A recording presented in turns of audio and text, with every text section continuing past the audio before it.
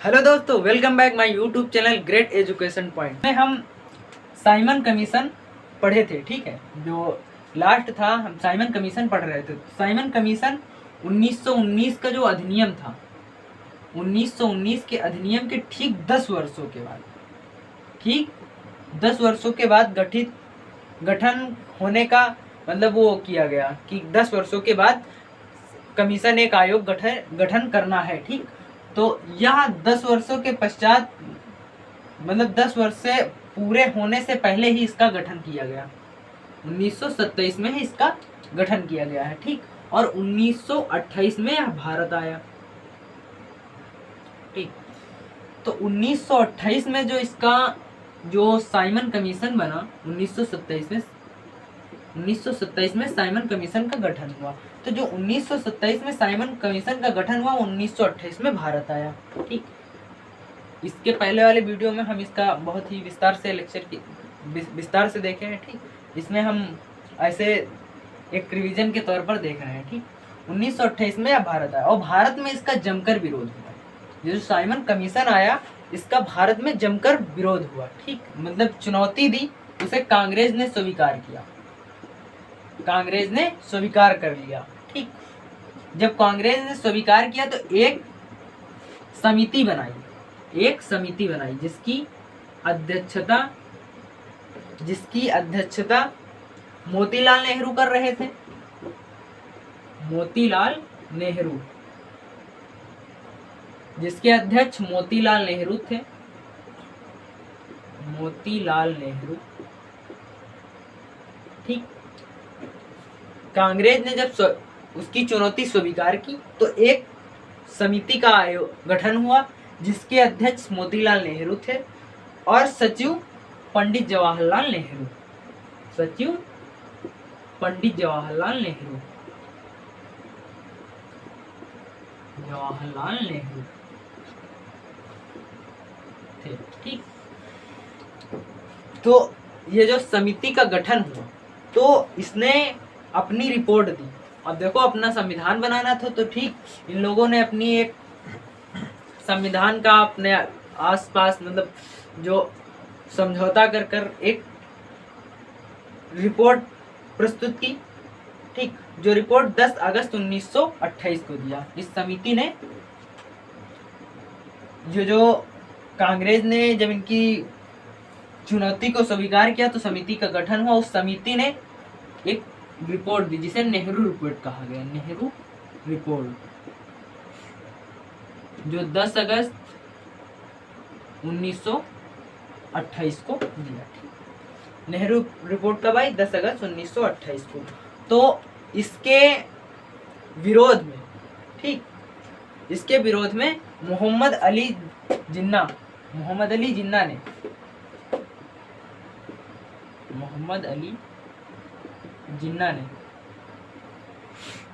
14 सूत्री कार्यक्रम की रिपोर्ट को प्रस्तुत किया। जो नेहरू रिपोर्ट आई उसके विरोध में मोहम्मद अली जिन्ना ने कार्यक्रम की रिपोर्ट दी, या 1929 में दिया।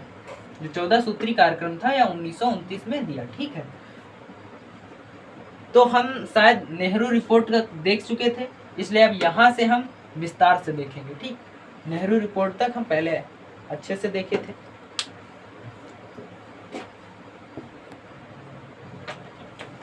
तो हम सबसे पहले कौन सी देख रहे थे? नेहरू रिपोर्ट। ठीक, नेहरू रिपोर्ट कब आई? 10 अगस्त 1928 में।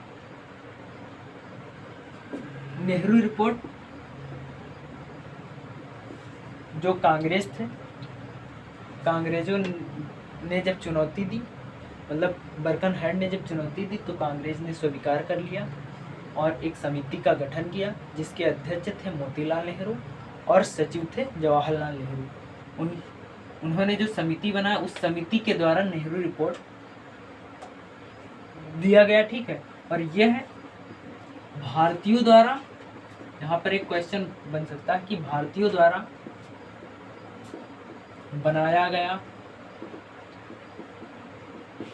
भारत का पहला संविधान,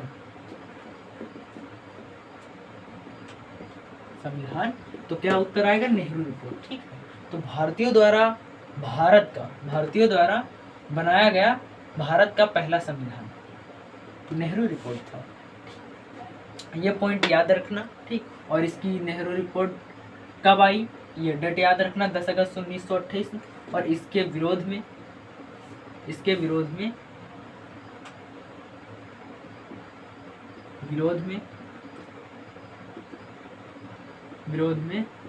मोहम्मद अली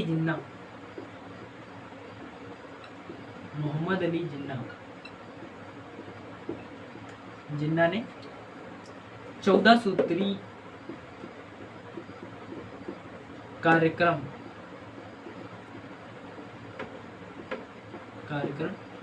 को प्रस्तुत किया। किसके विरोध में? नेहरू रिपोर्ट के विरोध में। ठीक, 14 सूत्री कार्यक्रम रिपोर्ट को प्रस्तुत किया, या 1929 में प्रस्तुत किया था। जो 14 सूत्री कार्यक्रम था वो 1929 में। और इसकी डेट याद रखना, इसकी ज्यादा इंपॉर्टेंट है। ठीक, 10 बनाया गया पहला भारत का संविधान नेहरू रिपोर्ट। ठीक, तो इसके विरोध में ये, तो देखो ये दोनों आपस में भिड़ गए। तो साइमन कमीशन की रिपोर्ट जून 1930 में आई। जून 1930 में साइमन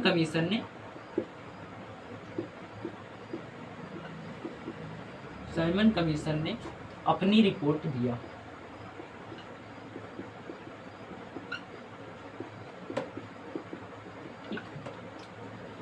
जून 1930 में साइमन कमीशन ने अपनी रिपोर्ट दिया, जिसे श्वेत पत्र कहा गया या श्वेत पत्र जारी किया।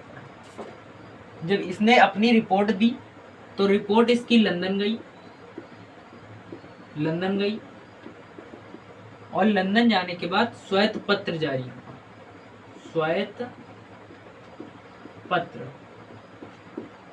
हुआ। ठीक, जून 1930 में जब साइमन कमीशन अपनी रिपोर्ट दिया हुआ श्वेत पत्र जारी हुआ और भारतीय जो नेता थे उन्हें विचार विमर्श करने के लिए उन्हें निमंत्रण दिया गया। कहाँ? लंदन आने के लिए, कि आओ हम आपके संविधान के बारे में विचार विमर्श करेंगे। ठीक, तो वो जो विचार विमर्श हुआ उन्हें गोलमेज सम्मेलन कहा गया। गोलमेज सम्मेलन 3 सम्मेलन हुए जिन्हें हम आगे देख रहे हैं।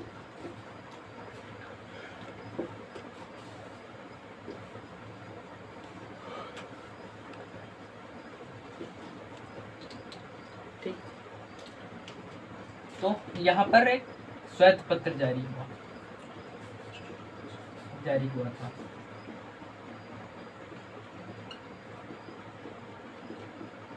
ठीक, श्वेत पत्र जब इसकी जो साइमन कमीशन ने रिपोर्ट अपनी दी थी तब जारी हुआ।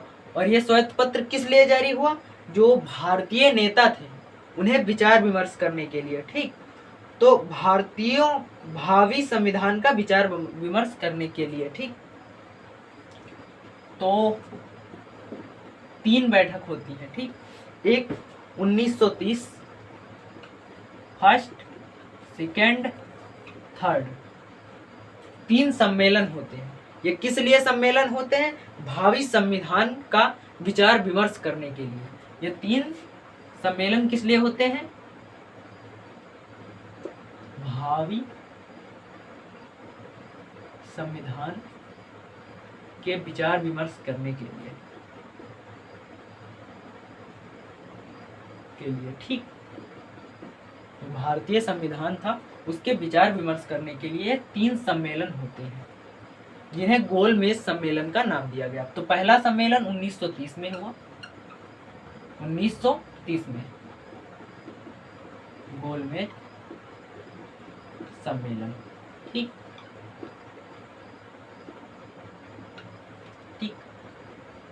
पहला 1930 में, दूसरा 1931 में और तीसरा 32 में। ठीक, 32 में ये 3 सम्मेलन हुए। किस लिए? संविधान के विचार विमर्श के लिए। ठीक, ये 3 सम्मेलन हुए गोलमेज सम्मेलन। ठीक, तो पहले में देखो ये सम्मेलन जो है इसमें सिर्फ इस वाले में सेकेंड गोलमेज सम्मेलन में कांग्रेस केवल शामिल हुए। ठीक,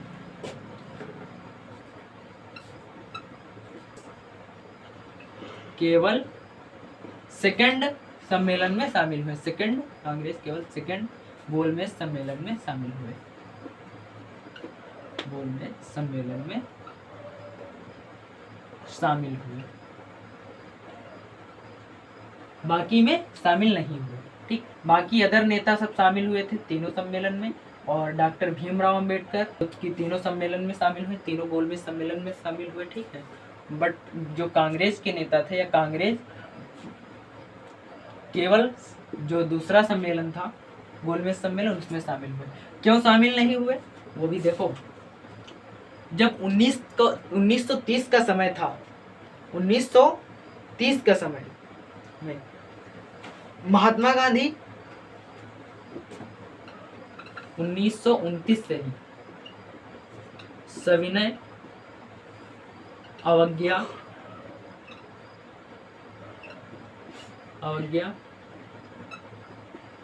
आंदोलन चला रहे थे। ठीक, चला रहे थे।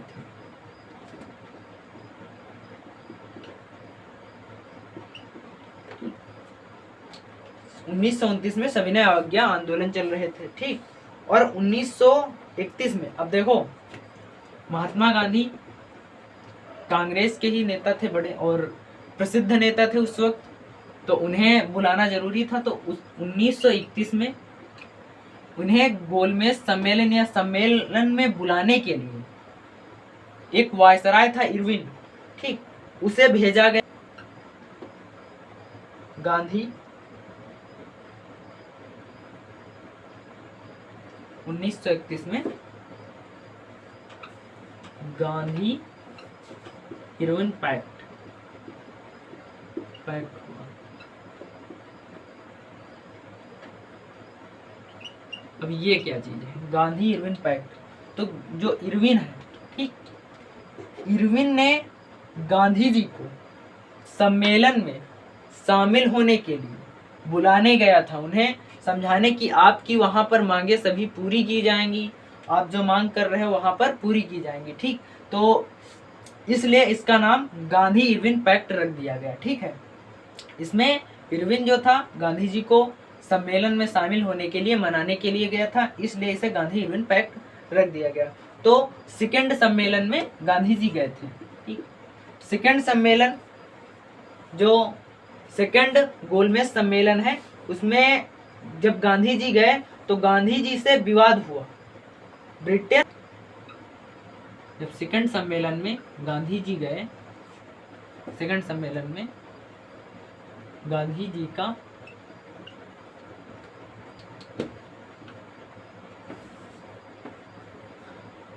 विवाद हो गया, वहां पर बहस छिड़ गई।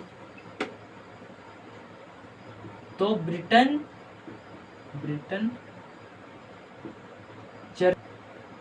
गांधी जी को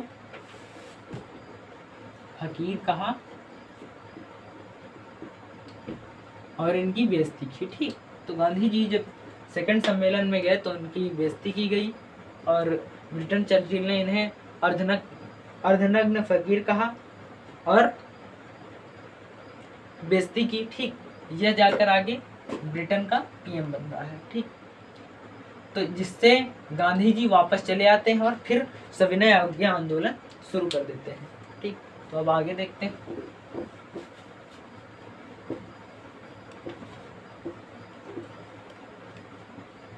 उम्मीद कर सकता हूँ आप लोगों को अच्छे से समझ में आ रहा होगा।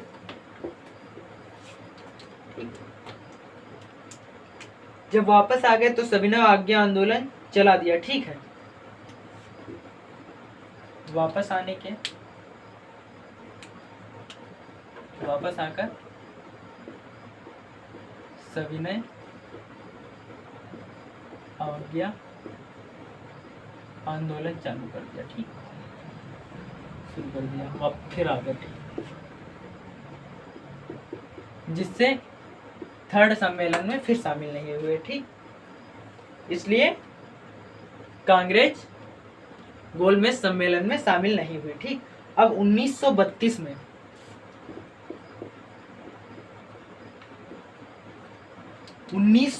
में British PM, British prime minister, British prime minister 1932 में ब्रिटिश प्राइम मिनिस्टर रैम्पे मैकडोनल्ड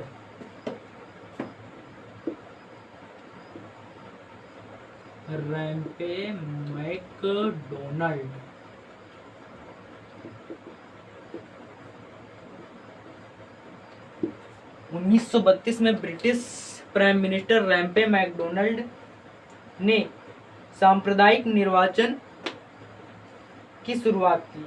ठीक, देखो सांप्रदायिक निर्वाचन तो पहले से ही शुरू हो गया था, लेकिन सांप्रदायिक निर्वाचन में दलितों को भी आरक्षण दिया।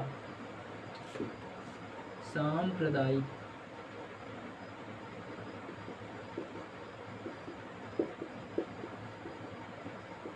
निर्वाचन में दलितों को आरक्षण दिया। ठीक, जब सांप्रदायिक निर्वाचन में दलितों को आरक्षण दिया गया तो ये इनकी एक चाल थी। ठीक, ये इनकी एक चाल थी। तो इसे जो है सांप्रदायिक निर्वाचन को, ठीक, क्या कहा गया? सांप्रदायिक अवार्ड, मैकडोनल्ड अवार्ड या क्यूमनल अवार्ड। ठीक, इन कई नाम से इसे जाना गया। सांप्रदायिक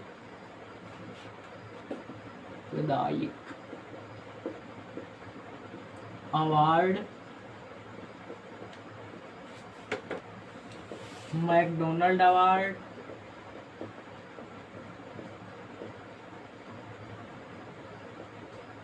या क्यूमनल अवार्ड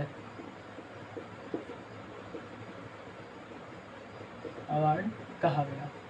ठीक, जो कहा गया क्योंकि इसमें जब सांप्रदायिक निर्वाचन मिल गया दलितों को, इससे दलितों को जब मिल गया तो जो अदर कैटेगरी है वो भी उछलेंगी। ठीक, तो इसमें जान लो महासंग्राम मच गया। ठीक, और इसका भयंकर परिणाम होता है बाद में। ठीक, तो जिससे जो भीमराव अंबेडकर थे, BR अंबेडकर जी,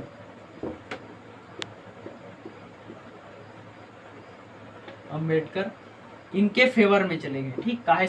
क्योंकि ये दलित में आते थे। तो ठीक, तो BR अंबेडकर रैम्पे मैकडोनल्ड के फेवर में चले गए। ठीक, जिससे जो गांधी जी थे इनके विरोध में हो गए, मतलब वर्सेस गांधी जी। ठीक, तो इनके विरोध में गांधी जी के विरोध में BR अंबेडकर चले गए। ठीक, इससे जो इनका समझौता होता है, इससे और BR अंबेडकर के बीच समझौता होता है बाद में। BR अंबेडकर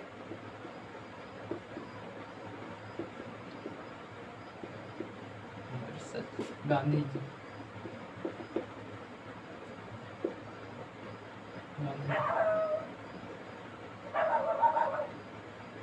गांधी जी से समझौता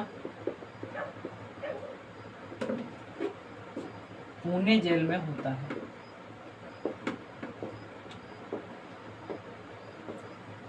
इसलिए इसे पूना पैक्ट का नाम दिया गया। ठीक, पूना पैक्ट। ठीक, अब इसकी कहानी सुन देखो। 1932 में ब्रिटिश का PM रैम्पे मैकडोनल्ड था। ठीक है, उस वक्त उसने सांप्रदायिक निर्वाचन में जो दलित थे, दलित समुदाय वालों को आरक्षण दिया। ठीक, इससे जो BR अंबेडकर थे, ये सांप्रदायिक निर्वाचन जब मिला इन्हें दलितों को, तो उनके फेवर में चले गए, जिससे जो गांधी जी थे इनके विरुद्ध हो गए। ठीक, गांधी जी थे इनके विरुद्ध हो गए। अब ये दोनों उस वक्त के दिग्गज नेता थे। ठीक। अब जब तीनों एक दूसरे के विरुद्ध हो गए तो इन्हें फिर मौका मिल गया एक टाइम कि फिर कुछ समय हम इन पर राज करेंगे, इसलिए इसे सांप्रदायिक अवार्ड या मैकडोनल्ड अवार्ड अब इसके नाम पर रख दिया, मैकडोनल्ड अवार्ड, और यह क्यूमनल अवार्ड कहा गया। ठीक, क्यूमनल अवार्ड कहा गया। हालांकि गांधी जी इसके खिलाफ नहीं थे, लेकिन उस वक्त ये करना सही नहीं था, क्योंकि अब देखो दोनों नेता आपस में भिड़ गए। लेकिन बाद में ये B.R. अम्बेडकर और गांधी जी का समझौता होता है 1932 में। ठीक, 1932 में समझौता होता है जो पुणे जेल में होता है। ठीक, इसलिए इसे पूना पैक्ट कहते हैं। ठीक, पूना पैक्ट कहते हैं। तो उम्मीद कर सकता हूँ आपको ये कहानी समझ में आई होगी और ये क्लास अच्छी लगी होगी। तो आज हम 1919 का अधिनियम ख़त्म कर चुके हैं। ठीक, अब 1935 का अधिनियम देखेंगे जो कि बहुत ही इम्पोर्टेंट है। नेक्स्ट वीडियो में हम 1935 के अधिनियम को देखेंगे। ठीक, तो अगर ये क्लास अच्छी लगी हो तो हमारे चैनल को सब्सक्राइब करें अथवा क्लास को लाइक करें। धन्यवाद।